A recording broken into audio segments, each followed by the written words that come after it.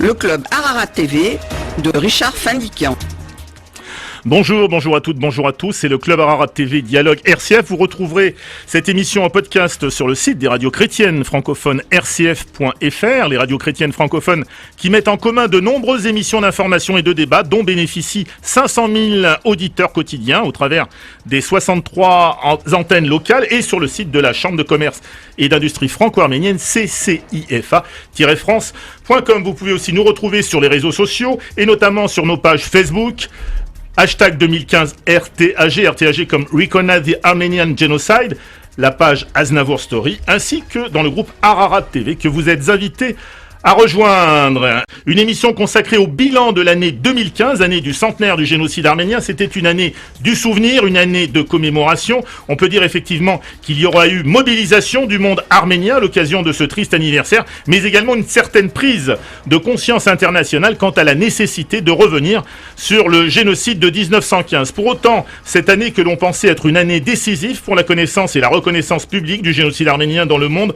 aura-t-elle vraiment tenu ses promesses? La cause arménienne sur un plan politique a-t-elle vraiment avancé en 2015 face à une barbarie multiforme qu'on n'a pas voulu éradiquer il y a 100 ans et qui ressurgit aujourd'hui sous d'autres masques? La reconnaissance du génocide arménien est-elle enterrée? Ceux qui pensaient que 2015 serait un véritable feu d'artifice ne se sont-ils pas contentés d'un pétard mouillé? Autant de questions auxquelles nous allons tenter de répondre aujourd'hui avec nos invités. Garov Sepian, conseiller municipal d'opposition de Marseille. Garov Sepian, bonjour. Bonjour. Avec nous également le président du CCAF Sud, Jacques Donabédian. Jacques, bonjour. Bonjour. Avec nous, toujours en studio, Jean Caillan, écrivain et journaliste, ex-président du Club de la Presse Marseille-Provence, officier des Arts et Lettres depuis juin 2015. Monsieur Caillan, bonjour. Bonjour à tous. Nous aurons également en duplex la députée Valérie Boyer, députée maire des 11 et 12e arrondissements de Marseille. Également avec nous Franck Papazian, coprésident du CCAF, le Conseil de coordination des associations arméniennes de France. Nous aurons également Michel Marian, écrivain et philosophe, Arat Oranian, coprésident du CCAF et directeur du mensuel Les Nouvelles d'Arménie Magazine, Maître Tsevak Torossian, avocat au barreau de Paris, écrivain, et l'auteur du livre Vous n'existez pas, Arthur Onessian, adjoint au maire des 4 et 5e arrondissements de Marseille, qui sera en duplex tout à l'heure avec nous. Et puis aussi un artiste, Essay Altounian, auteur, compositeur, interprète, engagé pour la cause arménienne, qui était l'un des 6 membres du groupe Généalogie, qui représentait l'Arménie au concours Eurovision de la chanson. On va tout de suite commencer peut-être avec Franck Papazian. Bonjour. Alors, cher Franck, quelles étaient les ambitions du CCAF quand cette année 2015 a commencé? Et concernant la cause arménienne, cette année aura-t-elle, selon vous, vraiment tenu ses promesses? Vous nous parlerez également des déclarations du président de la République, François Hollande, déclarations donc que vous avez eues en direct il y a quelques jours au fameux dîner du CCAF à l'hôtel du Collectionneur. Eh bien, écoutez, oui, nous avions de grandes ambitions pour l'année 2015, pour qu'elle soit une année effectivement de reconnaissance du génocide arménien, que l'opinion publique internationale, les classes politiques, les intellectuels puissent effectivement prendre une bonne fois pour toutes conscience de la réalité du génocide arménien, connaissance et conscience. Et je crois pouvoir dire que cette année a été une année exceptionnelle justement pour le savoir, pour la prise de conscience, pour la sensibilisation de ceux qui ne connaissaient pas encore de près la question du génocide arménien. Il y en a plus qu'on le pense. Et donc je dois dire que cette année a été particulièrement réussie dans le monde entier, et en France en particulier, parce qu'effectivement, il y a eu à peu près une centaine de livres qui ont été édités, une médiatisation sans précédent à la télévision, à la radio, dans la presse écrite, sur le net, une présence exceptionnelle de toute la classe politique, des gouvernants, du président de la République François Hollande, qui a ouvert le 100e anniversaire du génocide arménien déjà l'année dernière au dîner du CCAF, qui a parrainé un colloque international sur 100 ans de recherche organisé par le CSI, notamment à la Sorbonne. Il était un des rares présidents à être allé en Arménie le 24 avril 2015, envoyer son Premier ministre à Komitas à Paris. Bref, il y a eu effectivement, je dois dire, assez un feu d'artifice médiatique, politique, tout parti politique confondu, majorité opposition, exécutif et pouvoir législatif, tout le monde s'est mobilisé autour du génocide arménien, autour du peuple arménien. Alors que vous a dit, Franck, le président de la République? Il sait que la question de la pénalisation, de la négation du génocide arménien est un sujet important pour nous, majeur même. Il a participé les années précédentes, effectivement, à un moment donné, au combat législatif sur cette question. Et donc, effectivement, nous avions travaillé avec lui sur la nécessité de mettre en place un projet de loi. Nous attendions les conclusions du procès Perinchek qui sont tombées le 15 octobre pour que le gouvernement puisse relancer effectivement ce débat, ce dossier. Il y a un sujet, on ne peut pas le nier. Nous avons nous-mêmes consulté des spécialistes de droit constitutionnel, de droit public, depuis 3 ans. On a un sujet juridique. Il aura fallu attendre effectivement les conclusions du procès Perinchek pour y voir un peu plus clair. Et donc, lorsque nous discutions il y a 15 jours encore avec le président de la République sur maintenant, il faut absolument que l'État mette les moyens pour trouver le chemin, parce que quand il y a la volonté, il y a le chemin. C'est ce que nous lui avons dit. Et lui-même, en fait, a décidé, le nom est venu de lui-même, de nommer Jean-Paul Costa pour qu'il mène une mission, en fait, rapide de rédaction d'un texte qui puisse être constitutionnel et qui puisse s'inscrire également dans la législation de la CEDH, puisque Jean-Paul Costa a une double qualité. Il a été ancien président de la Cour européenne des droits de l'homme et il est conseiller d'État, donc juriste. Mais alors, Franck, ces dernières années, Paris a doublé ses ventes, il faut bien le dire, en direction d'Ankara et se soucie donc de ces échanges, ce qui est normal, certes, mais est-ce que la France ne ménage pas trop son partenaire turc ? Vous savez, on peut évidemment avoir cette impression, et contrairement à ce que certains peuvent penser, nous ne sommes absolument pas naïfs.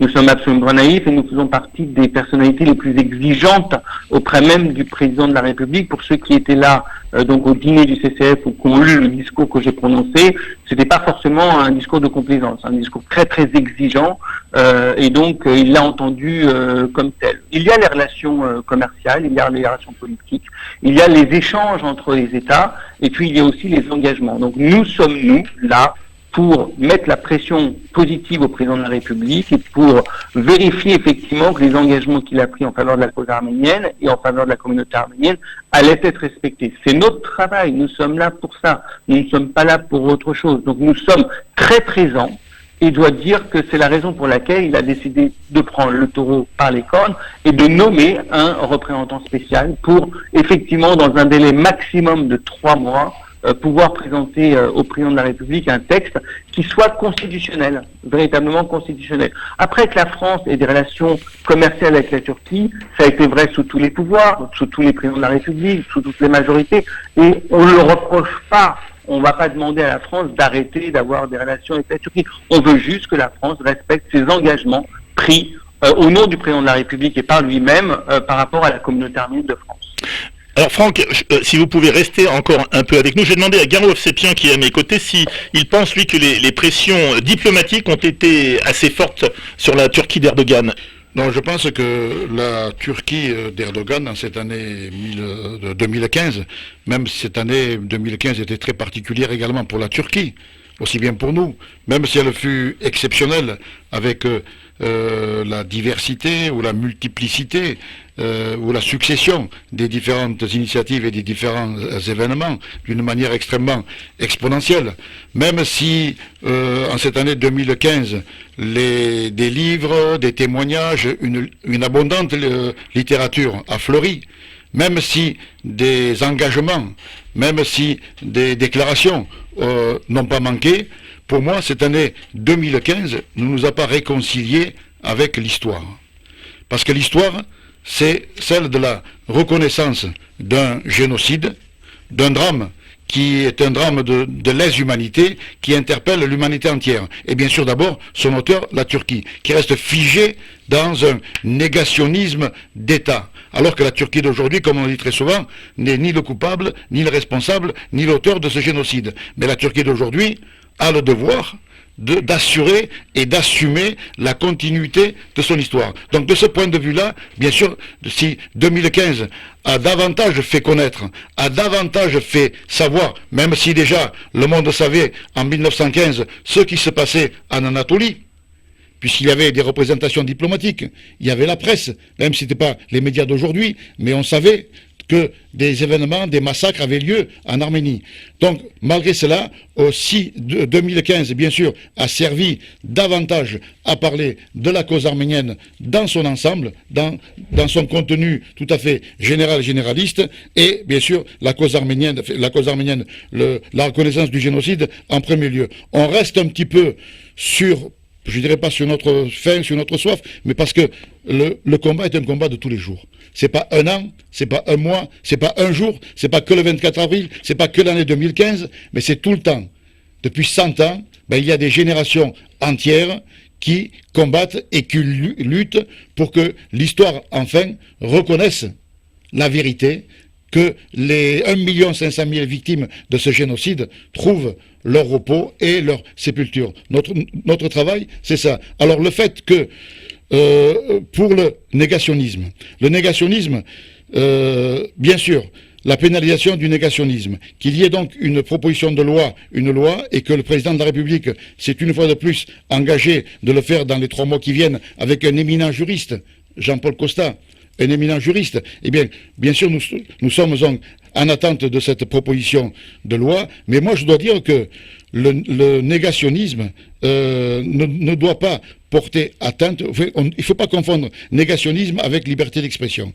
Dans la liberté d'expression, il y a des errements. Même si la liberté d'expression est essentielle et nécessaire, on la défend. Mais pour cela, il ne faut pas tout confondre, et je terminerai avec ceci. Même dans la liberté d'expression, on parle des lois mémorielles. Mais les lois mémorielles, la liberté d'expression ne porte pas atteinte à ces lois mémorielles. Il ne faut pas oublier que en France, le 14 juillet est une loi mémorielle. Mais le 14 juillet est solennellement célébré par la France entière, et son président de la République, et son gouvernement. Pourquoi ? Parce que le 14 juillet, c'est l'acte fondateur de la République en France, dans ce pays. Donc voilà, il faut pour nous continuer à travailler, continuer à lutter à ce que l'auteur de ce génocide, qui est la Turquie, pour moi c'est cela qui est d'abord plus important que le reste, de reconnaître cet acte abject de génocide. Franck Mourad Papazian, je pense que vous êtes toujours en ligne. Vous pouvez rester si vous le souhaitez avec nous, Franck. On va par contre prendre tout de suite Michel Marian. Michel Marian, bonjour. Bonjour. Oui, Michel Marian, vous êtes écrivain, auteur de l'ouvrage Le génocide arménien chez Albin Michel et philosophe engagé depuis des années dans la bataille pour la mémoire du génocide et dans le dialogue avec les intellectuels turcs. Alors parlons-en, que penser de ce phénomène très nouveau qui a moins de 10 ans, de ces très nombreux Turcs, et on fera intervenir tout à l'heure Jean Kéayan qui connaît bien ce sujet, donc ces nombreux Turcs qui découvrent qu'ils sont d'origine arménienne, Michel Marian. Oui, ça remonte maintenant effectivement à un peu plus de 10 ans. Il y a eu un livre à très grand succès de l'avocate Fethiye Çetin, une amie qui était une amie de Randik, et qui a raconté comment sa grand-mère lui avait révélé peu de temps avant de mourir. Oui, le livre de ma grand-mère, oui. Voilà, l'avocate de Randik, oui. Oui, elle a reconstitué une sorte de puzzle sur des éléments qui l'avaient intrigué, mais auxquels elle n'avait pas fait attention. Ce qui est important, à la fois, c'est ce qu'elle dit, c'est l'image qu'elle donne des Arméniennes, et donc des Arméniens en général, aux yeux des Turcs de l'époque, c'est-à-dire plus d'éducation, plus de rapport à une certaine... un certain niveau culturel, des choses comme ça, qui donne une allure très concrète à ce qui s'est passé dans la phase qui a suivi le génocide, c'est-à-dire la phase de récupération, captation d'un certain nombre de femmes.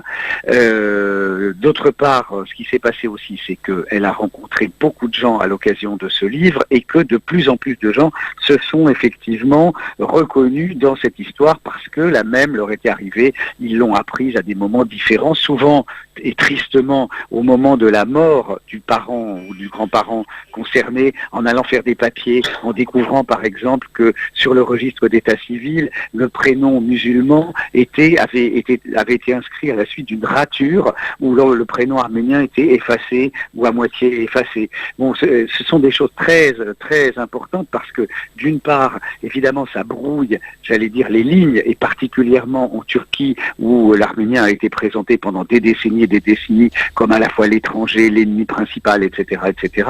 Donc là, des gens qui découvrent dans leur chair, si j'ose dire, dans leur sang, qu'ils sont des deux côtés de la barrière, ça amène évidemment à réfléchir.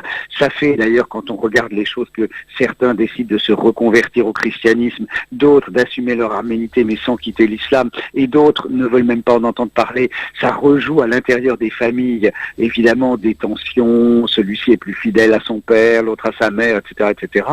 Mais c'est un mouvement qui ne s'arrêtera pas, qui est extrêmement fort aujourd'hui, surtout dans le Kurdistan, dans la partie kurde de la Turquie, parce que là, la liberté de parole est plus forte, mais je pense qu'il donnera aussi des résultats incroyables lorsqu'il arrivera en Anatolie du Nord, dans l'Arménie historique.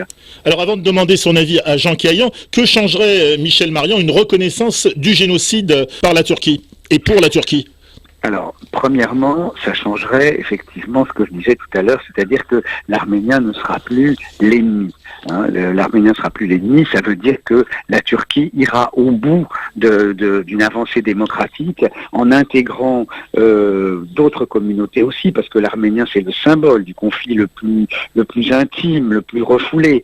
Ça ouvrira la porte aux autres et à une identité turque qui soit une identité citoyenne avec différentes cultures ou communautés en son sein qui seront acceptées. La deuxième chose, c'est qu'évidemment un gouvernement qui après tant d'années reconnaîtra la vérité historique, c'est un gouvernement qui nécessairement aura fait un pas mental assez fort pour pouvoir faire des réparations. Je ne parle pas de réparations territoriales, mais des réparations morales, des réparations symboliques, des changements de nom, des restaurations d'églises, peut-être des gestions en commun d'espaces comme l'Ararat ou de ports. Enfin, bon, il peut y avoir énormément de choses. Ce qui est important, c'est qu'à partir de ce moment-là, on devra entrer dans une ère qui sera une ère plus comparable à celle des Allemands vis-à-vis des Juifs que de ce qui se passe aujourd'hui et qui reste officiellement en tout cas du déni. Et puis deuxième chose très importante, ça, le fait de le reconnaître, c'est le reconnaître publiquement, internationalement, après tous les enjeux qu'il y a eu depuis des décennies,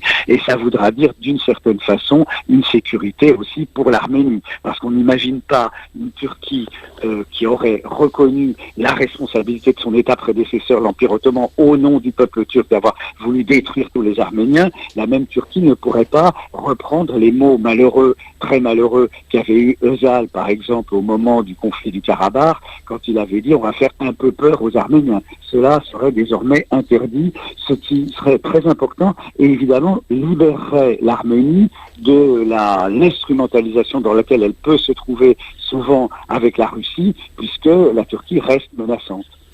Merci Michel Marian, merci d'être intervenu dans le Club Ararat TV. On va tout de suite appeler Valérie Boyer, je crois qu'elle est disponible. Et avant de passer la parole à Jean Caillan, une dernière intervention peut-être de Franck Mourad Papazian.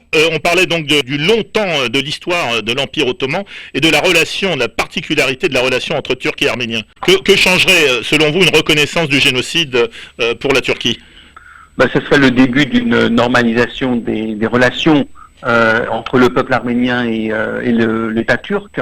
Je crois que nous avons vécu pendant des siècles sur les mêmes territoires et l'avenir voudrait que la Turquie fasse les gestes, c'est-à-dire reconnaissance du génocide et entamer un processus de réparation pour qu'effectivement une situation puisse se normaliser et que l'avenir puisse être observé et vécu surtout avec sérénité entre l'Arménie et la Turquie. Mais il y a un effort à faire. Malheureusement, je crains que ce ne soit pas avec ce pouvoir dirigé par Erdogan qui a au contraire organisé la régression de la Turquie alors qu'il avait à partir de 2002 la possibilité de fonder une ère nouvelle, effectivement. Il a fait tout l'inverse, c'est-à-dire il a organisé la régression de la Turquie, il a islamisé à outrance le pays, il a organisé le négationnisme, il a industrialisé, comme dirait Taner Hatcham, le négationnisme pour combattre effectivement la cause arménienne.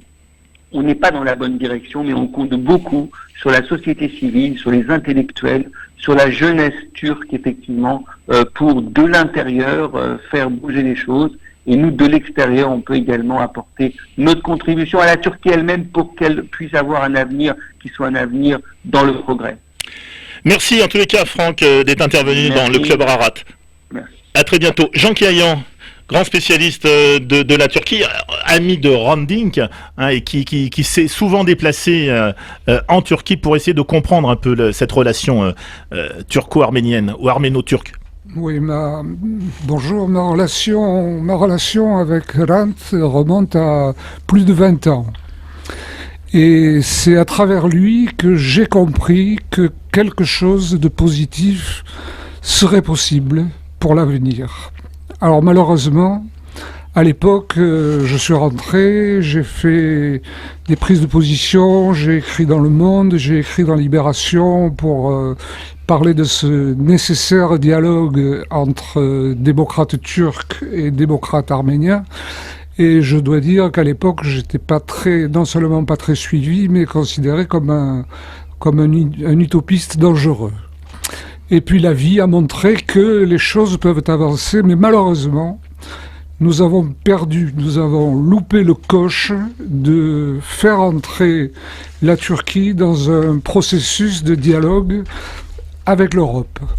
À savoir que si des choses avaient été enclenchées, M. Erdogan ne serait pas devenu le dictateur qu'il est devenu aujourd'hui, avec un changement de donne complet où la liberté d'expression a disparu, où les journalistes sont emprisonnés parfois à vie pour avoir pris des positions toutes simples et très juste et connu du monde entier. Et ça, je crois que nous sommes passés à côté de quelque chose d'important. Quand on regarde simplement la Syrie, je disais à l'époque que si la Turquie était de notre côté, du côté de l'Europe, du côté des gens civilisés, peut-être qu'elle pourrait jouer un rôle positif dans les changements qu'il y aurait au Moyen-Orient. Eh bien, on a vu que ça s'est passé complètement à l'envers et que la Turquie d'Erdogan a aidé le dictateur syrien El-Assad à massacrer son peuple dans une guerre qui continue. Merci Jean. On va tout de suite prendre Valérie Boyer, la députée maire des 11 et 12e arrondissements de Marseille, qui est avec nous en duplex. Valérie, bonjour. Bonjour. Alors Valérie, qu'attendiez-vous de votre côté en réalité de l'année 2015 pour la cause arménienne? Cette année aura-t-elle, selon vous, vraiment tenu ses promesses? D'une certaine façon, oui, mais je dirais que cette année se termine par une promesse bafouée, une promesse non tenue, puisque nous avions en main un arsenal législatif validé par les plus grands constitutionnalistes et une niche parlementaire qui nous permettait enfin de tenir la promesse que le président de la République avait faite aux Arméniens, donc le 24 avril 2012, au pied de la statue de Komitas, pour enfin avoir dans notre droit la pénalisation du négationnisme, avec l'assurance, bien évidemment, que ce texte était validé par les plus grands constitutionnalistes. Malheureusement, pour des raisons politiciennes, ça n'a pas été le cas.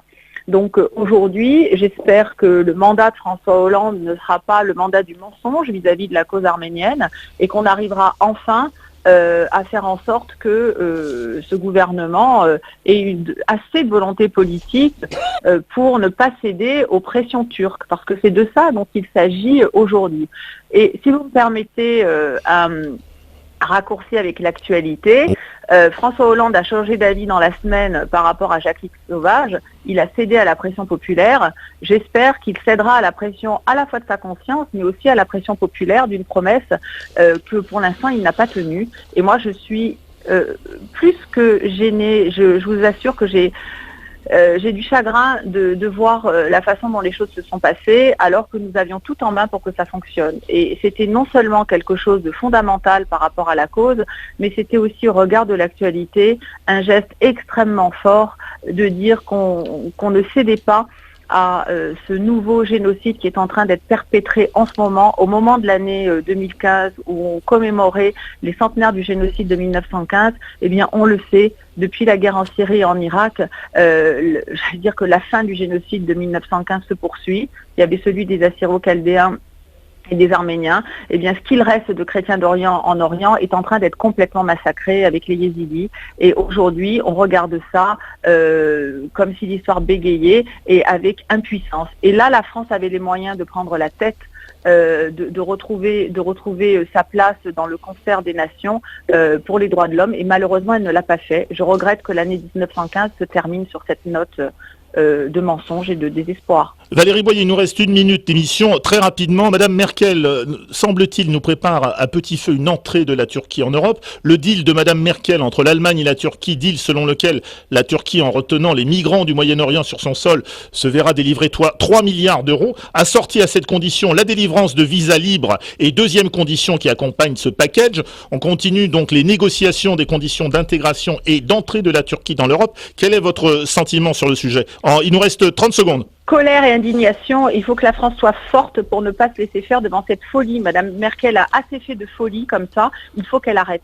Et j'espère qu'on aura une France assez forte pour résister à cette folie. C'est une folie humanitaire, c'est un non-sens politique. Vous vous rendez compte qu'on retient les réfugiés et qu'on délivrerait des passeports aux personnes qui ne sont pas des réfugiés, en l'occurrence aux Turcs aujourd'hui, mais c'est n'importe quoi. Donc il faut qu'on arrête cette démission de l'Europe, il faut qu'on arrête ces atermoiements. Moi en tout cas, je me battrai pour ça, ce n'est pas envisageable. Merci Valérie Boyer. Jacques Donabédian va intervenir dans la seconde partie que nous allons poursuivre dans quelques secondes. C'est terminé pour la première partie. Merci à vous tous. On se retrouve bientôt pour la seconde partie de cette émission, Le Grand Débat. À très vite. Le club Ararat TV de Richard Findiquian.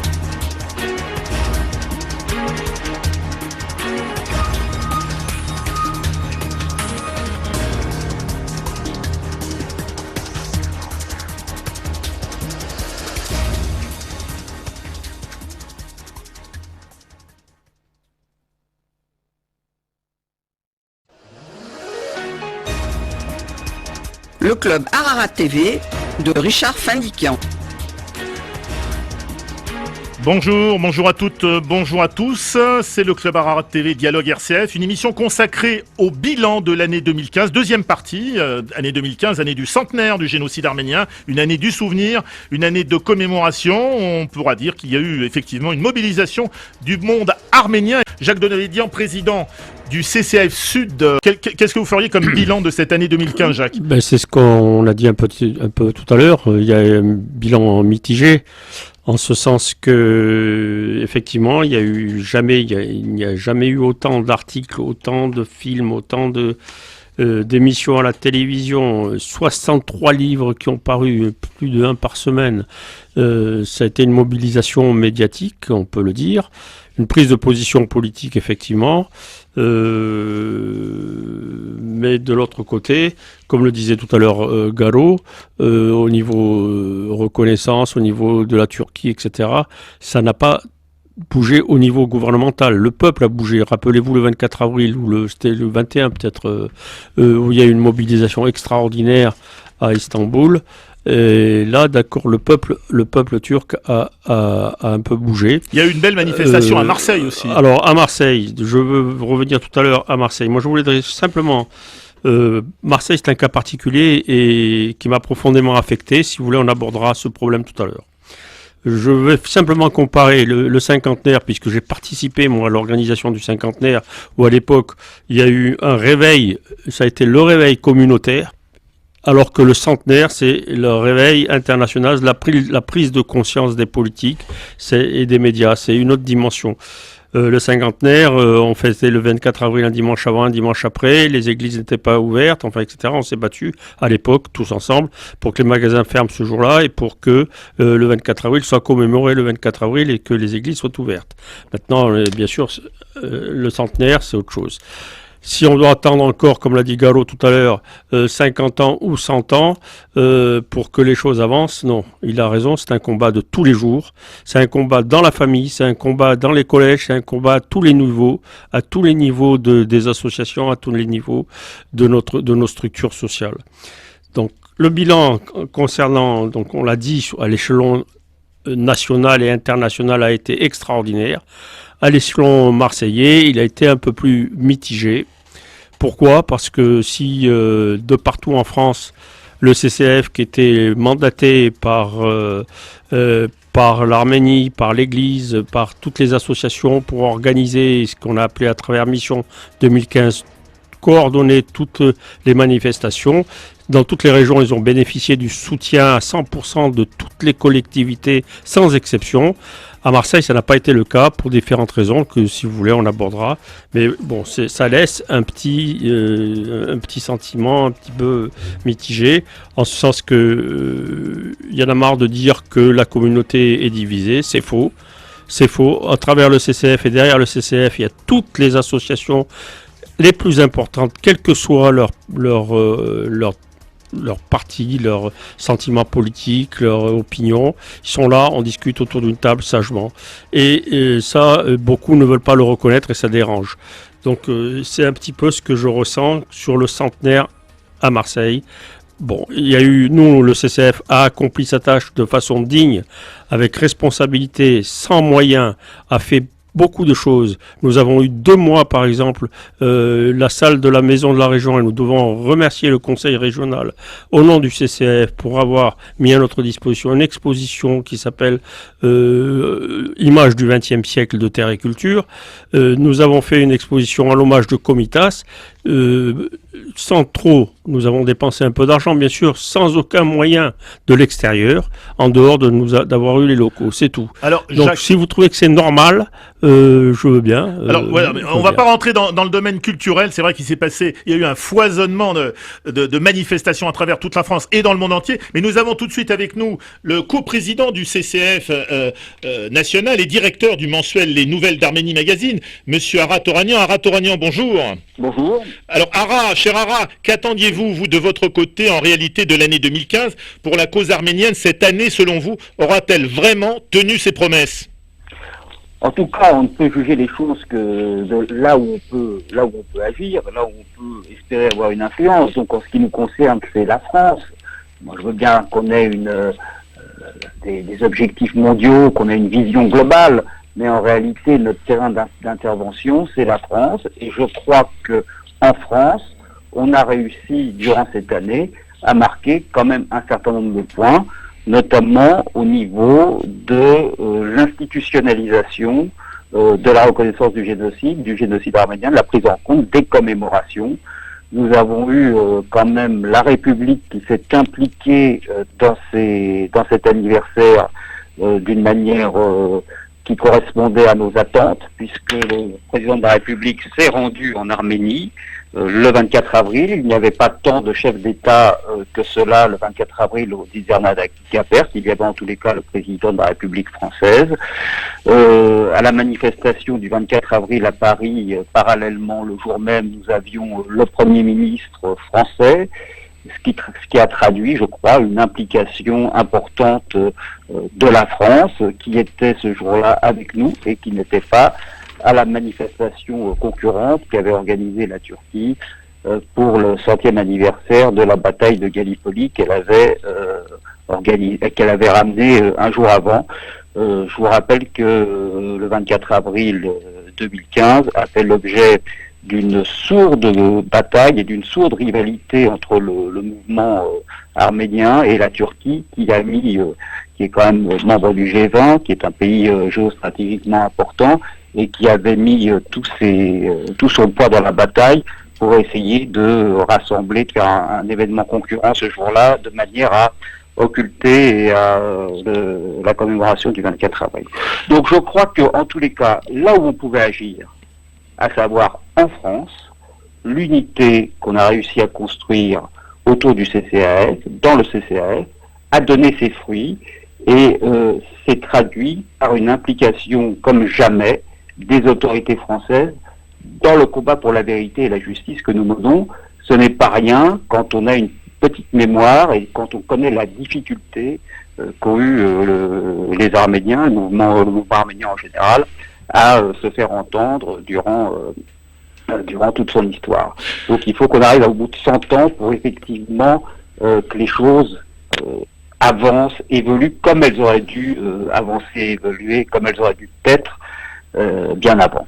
Alors, Arabe Tourani, on vient de faire avec Franck Papazian dans l'émission précédente, dans la première partie de cette émission aussi, le point sur ce qui s'est passé en France, sur ce qui s'est passé au dîner du CCF avec le président Hollande. Alors, avec vous, j'aimerais qu'on fasse quand même un petit flashback, notamment sur le 24 avril 2015, où la Maison-Blanche appelait à reconnaître les faits. Pourtant, elle n'a pas utilisé le mot génocide. Elle a invité la Turquie à ouvrir un dialogue national sur, je cite, les atrocités, les massacres commis en 1915. Alors, votre sentiment là-dessus, lors de sa campagne présidentielle de 2008, on s'en souvient, Obama, alors sénateur, avait utilisé le mot génocide. Mais depuis, il ne l'a plus jamais utilisé depuis son arrivée à la Maison-Blanche. Alors, manque de courage du président Obama, sans doute? Manque de courage, certainement. Ça veut dire qu'il y a une implication très forte de la Turquie. La Turquie pèse de tout son poids, fait valoir ses arguments géostratégiques sur l'Amérique. En l'occurrence, sur cette question-là, c'est l'Amérique est sous l'influence de la Turquie, et c'est certainement pas la Turquie qui est sous l'influence des États-Unis. Ce que je vois, c'est que 100 ans après le nationalisme turc qui avait conduit au génocide des Arméniens n'a pas désarmé, et là c'est un bilan par contre très très négatif. 100 ans après, les mêmes causes sont susceptibles de produire les mêmes effets, et la vie des Arméniens dans la région, que ce soit en Arménie même ou au Karabakh, et même les communautés qui sont au Moyen-Orient, sont toujours en but d'un côté au pan-turquisme et de l'autre côté à des idéologies obscurantistes qui mettent la vie des Arméniens en péril. Et ça, c'est vraiment catastrophique. Est-ce qu'en 2015, Ara, le plus courageux n'aura pas été le souverain pontife, le pape François, qui aura, lui, utilisé publiquement pour la première fois le terme hautement symbolique de génocide? C'est effectivement un acte de courage, mais on n'en attendait pas moins d'un État comme le Vatican, dont on pouvait espérer quand même qu'il n'était pas sous l'influence de ses intérêts économiques ou commerciaux avec la Turquie, et qui avait une vocation à imposer un point de vue éthique et moral sur la question. Si ce n'est pas le Vatican qui le fait, qui le fera. Ce pape a quand même eu effectivement le courage de le faire, de le dire. Ce qui a été également intéressant quand même, c'est la position de Joachim Gauck, le président allemand, qui a eu des mots très forts le 24 avril, en disant notamment une vérité, que si les autorités turques n'étaient pas, on pouvait difficilement les tenir pour responsables de ce qui s'était passé il y a 100 ans, en revanche, elles étaient responsables de ce qu'il en devenait. Et c'est, me semble-t-il, un point de vue original, intelligent, de rappeler la Turquie à ses responsabilités par rapport à cet événement. C'était intéressant. Malheureusement, la crise des migrants, la situation au Moyen-Orient depuis, la Syrie, a fait que l'Allemagne, dans son exécutif, l'Allemagne qui est un pays qui a aussi sa part de responsabilité dans les événements, a fait totalement marche arrière, et qu'on voit aujourd'hui Madame Merkel se mettre totalement, se coucher littéralement devant Monsieur Erdogan, en rentrant dans des accords avec la Turquie qui sont totalement inacceptables, pas seulement pour les Arméniens, mais du point de vue de l'intégrité de l'Europe, puisqu'on remet les clés de la maison européenne à la Turquie, qui est chargée de veiller à la bonne garde de nos frontières, ce qui me paraît complètement aberrant. Plus cet État s'éloigne de nos valeurs, plus il va vers l'islamisme, plus il va vers l'autoritarisme et une forme de fascisme, plus il s'éloigne des valeurs de l'Europe, et plus un grand pays européen, et plus l'Europe lui ouvre ses portes, on marche sur la tête. Alors Ara, vous pouvez rester avec nous si vous avez encore du temps. On va prendre tout de suite Maître Sevak Torossian. Sevak, bonjour. Bonjour. Alors Sevak Torossian, vous êtes avocat au barreau de Paris, docteur en droit et écrivain, auteur de Vous n'existez pas, négationnisme et mensonge d'État chez l'Harmattan. Alors une question, le négationnisme d'État est-il indéboulonnable en Turquie, Maître Torossian? Alors ce qui est certain, c'est que le négationnisme d'État n'est pas appréhendé par le droit. C'est la grande catastrophe en fait de l'arrêt Perinsek qui a été prononcé parce que la Cour, la Grande Chambre, est passée complètement à côté de ce concept. Elle a raisonné comme si nous étions en matière de négationnisme individuel, comme disait Sarkozy en 2012. Vous vous rappelez 2011 même, son voyage officiel à Erevan, il avait fait une distinction intéressante entre le négationnisme individuel et le négationnisme collectif. On n'arrive pas à sortir de ce débat ou à rentrer dans ce concept parce qu'il relève pas du droit, il relève de la diplomatie, il relève des relations internationales et la CEDH ne l'a absolument pas vu parce que dans sa décision, enfin je suppose que vous en avez largement parlé, j'ai pas suivi l'émission, la première partie de l'émission, mais il y a deux grandes leçons qu'il faut en retenir. Il y a une leçon de géographie qui nous dit finalement que c'est en Turquie qu'il faudrait pénaliser la négation du génocide arménien. Alors, je fais le symbolique, hein, elle ne dit pas tout à fait ça, mais en gros, la Cour disait que nul ne soutient qu'en Suisse, il y aurait eu des climats de tension entre Turcs et Arméniens, ce qui fait qu'il n'y avait pas de trouble à l'ordre public, donc il n'y avait pas de raison de condamner, et que c'était, du coup, la condamnation était exagérée, quoi.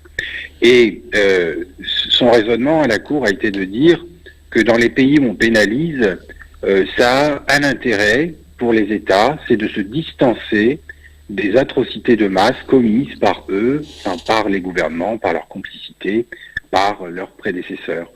En gros, le déni de négationnisme pour la Cour est moins une protection des individus que des États.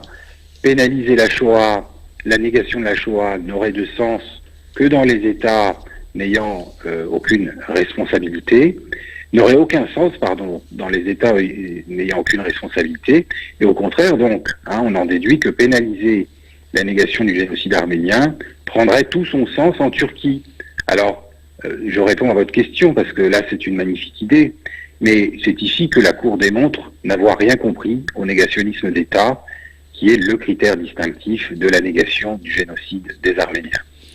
Alors, Maître Torossian, je souhaitais que vous interveniez également à propos de l'Institut du Bosphore. L'Institut du Bosphore, je rappelle qu'il rassemble ses membres 1 à 2 fois par an à Paris afin de débattre des grandes questions d'actualité concernant les relations France-Turquie, Union européenne. Alors, sont normalement censés participer à ces réunions quelques personnalités qu'on connaît bien. Je vais quand même en citer quelques-unes. Alexandre Adler, le journaliste, Jean-François Copé, Bernard Guetta, autre journaliste, Elisabeth Guigou, Jean-Pierre Jouyet, secrétaire général de l'Élysée, Pierre Lelouch, Thierry Mariani, Pierre Moscovici, la sénatrice Catherine Tasca, Michel Rocard, Alain Juppé, Anne Lauvergeon.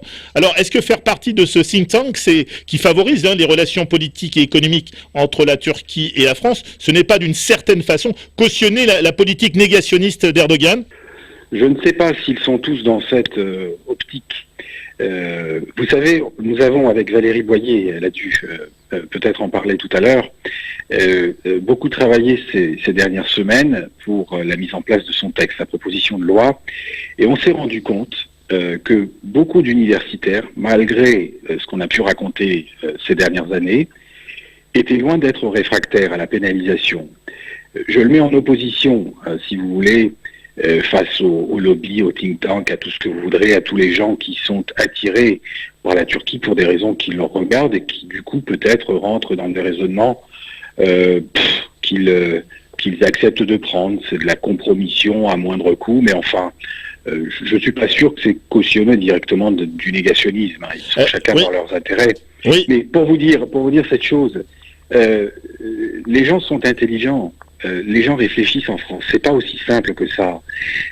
Des gens comme des universitaires qui ont été consultés ces dernières semaines, comme Anne Levade, qui est une sommité présidente de l'association des constitutionnalistes, Didier Moss, qui pourrait citer Didier Rebu, professeur agrégé de droit pénal. Tous ces gens ne sont pas du tout réfractaires, ils nous ont aidés, et je crois que pour prendre l'exemple de l'université, si on fouille un peu, on pourrait trouver énormément de gens qui ne sont pas du tout dans l'optique que vous décrivez.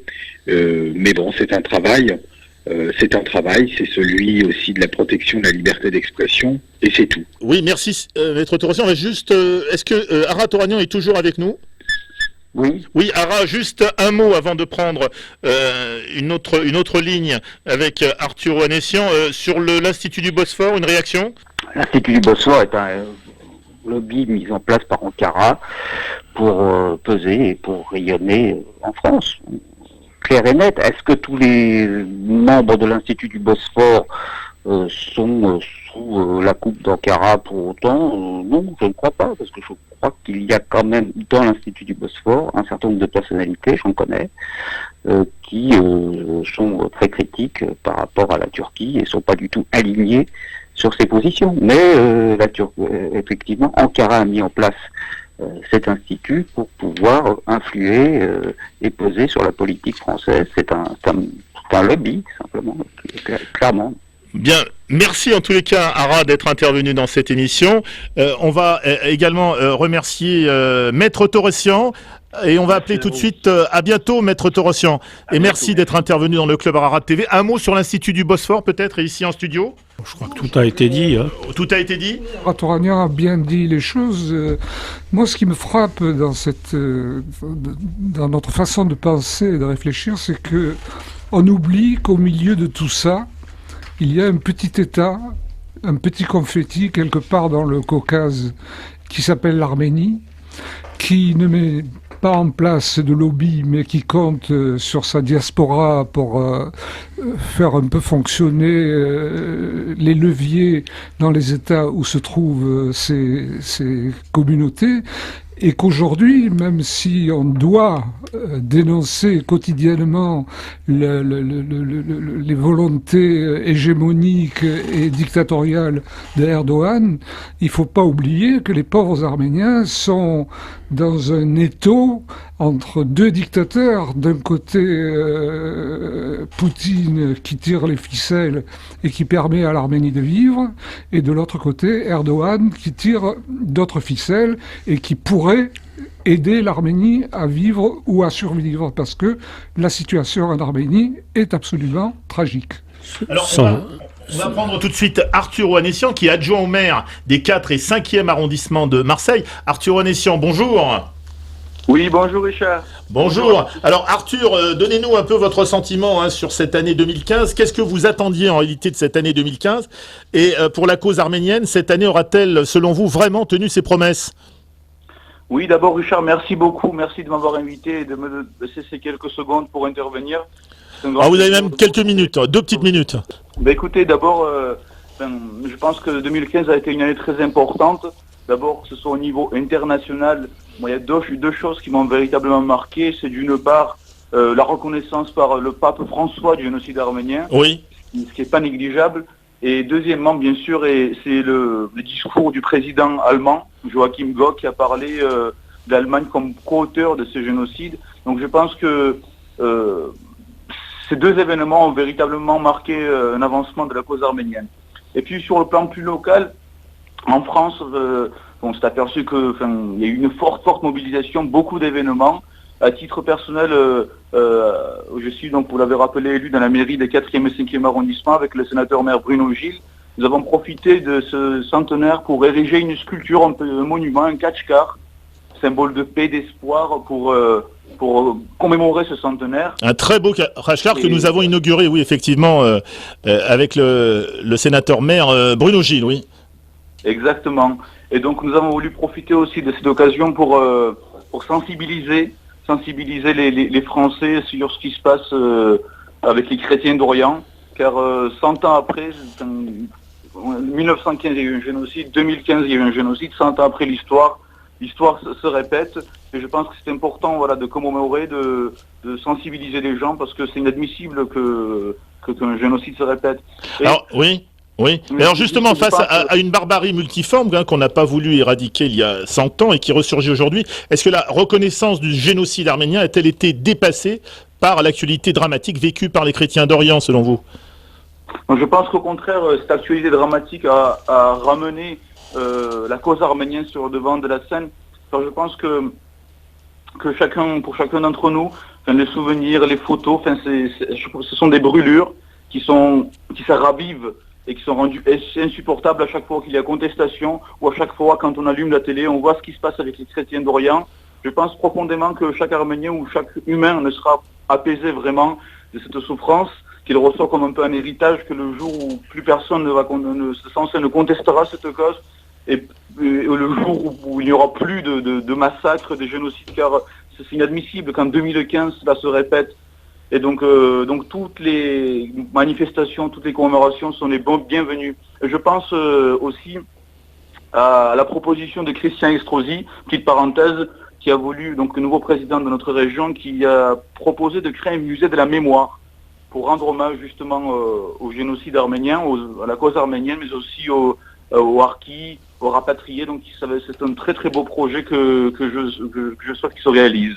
Très bien. Signalons aussi que la présidente, la nouvelle présidente du conseil départemental des Bouches-du-Rhône, Madame Martine Vassal, qui est elle aussi d'origine arménienne, prépare pour l'année 2016 un voyage avec la communauté franco-arménienne de tout le département. L'histoire est un éternel recommencement, Garo Sépian. Voilà, moi je voudrais dire deux choses. D'abord dire que la cause arménienne, c'est avant tout le combat de la communauté arménienne, le combat de l'Arménie, de la diaspora, pour faire rétablir la vérité de l'histoire. D'abord, ce combat commence par nous. Ensuite, que nous essayons et nous réussissons à faire venir vers nous des pays, des gouvernements, pour partager notre histoire et pour la faire triompher, oui. Mais moi, ce que je ne peux pas admettre, c'est que, et ce qui me gêne beaucoup, c'est que ce combat ne doit pas être instrumentalisé par qui que ce soit. On ne peut pas dire aujourd'hui ici que le mandat du président Hollande est un mandat du mensonge. Alors moi, ça me ferait dire que le mandat du président Sarkozy a été un mandat de la tromperie. Parce qu'on savait très bien, quand on a fait voter la proposition de loi, que le Conseil constitutionnel l'aurait rétorqué, parce que juridiquement, cette loi a été attaquable. Et beaucoup de personnes ne sont pas étonnées. Alors, il ne faut pas rentrer dans ce jeu-là. Il ne faut pas rentrer parce que tous ceux qui ont défendu la cause arménienne depuis des décennies ne méritent pas cette instrumentalisation. Oui, alors... Une dernière question, la solution ne viendra-t-elle pas au final du peuple turc et non pas de ses dirigeants, Jacques Donabédian? Moi je m'excuse, mais on a parlé de tout, de beaucoup de choses, et j'ai constamment eu une pensée pour nos frères du Karabakh. Et au Karabakh, c'est le dernier maillon de résistance. Et nous devons le soutenir absolument, nous devons tout faire pour que nous sommes français, pour que la France soutiennent ces Arméniens de là-bas qui meurent tous les jours. Tous les jours, il y a des centaines d'obus qui tombent, il y a des morts. C'est inadmissible qu'à notre époque, en 2016, on laisse faire des choses comme ça pour un peuple qui ne demande qu'à vivre en paix et qui a tous les droits internationaux avec lui pour vivre justement en paix sur son territoire. C'est ça le bilan de 2015, c'est un bilan négatif à cause de ça, à cause du Karabakh qui est menacé en permanence et pour lequel nous ne faisons pas grand-chose. Merci Jacques Donabédian. Alors effectivement, le Karabakh, il faut le dire, c'est aussi l'Arménie. Quelqu'un qui défend aussi la cause arménienne, mais qui est un artiste, auteur, compositeur, interprète, c'est Essaï Altounian. Essaï, bonjour. Bonjour à tous. Bon, salut Essaï. Alors, vous étiez, cher Essaï, l'un des 6 membres du groupe Généalogie qui représentait l'Arménie au concours Eurovision de la chanson 2015 qui s'est tenu à Vienne. Et vous présentez actuellement sur le site My Major Company votre second album intitulé Arménia. Alors, c'est un magnifique projet d'amour et de paix pour un auteur-interprète qui défend la cause arménienne, Essaï. Il nous reste 1 minute. Alors exactement, je vais faire court. Oui. Vous savez, pour moi c'était une suite logique après le. Et pendant ce temps-là, on écoute votre titre qui est sur My Major Company actuellement pendant que vous parlez. On vous écoute, Essaï. C'était une suite logique pour moi de continuer à répandre un peu ma culture, notre culture, mes racines, nos origines à travers le monde. Et voilà, l'idée de cet album, c'était effectivement non pas de parler toujours du génocide et de la tristesse des Arméniens, mais qu'on est aussi le berceau de l'humanité avec l'Arche de Noé qui s'est posée sur nos montagnes et qu'il y a toute une culture que les gens connaissent pas forcément très très bien et que je voudrais à travers ma musique, à travers ce nouvel album et ce nouveau projet, parce qu'il s'agit aussi d'un spectacle musical, faire connaître un petit peu les origines, nos origines et finalement les origines du monde presque, puisqu'il s'agit de Noé. Donc voilà, j'espère qu'à travers cet album, les gens connaîtront un peu plus notre pays et pourront au moins le situer sur une carte Et c'est tout l'idée de ce nouvel album.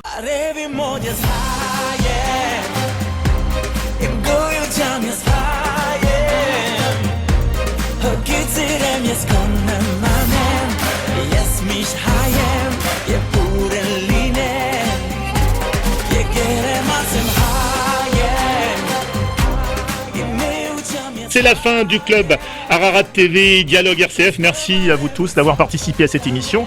Merci à toutes et à vous tous de votre attention et je vous dis à très vite sur Dialogue RCF. Le club Ararat TV de Richard Findiquian.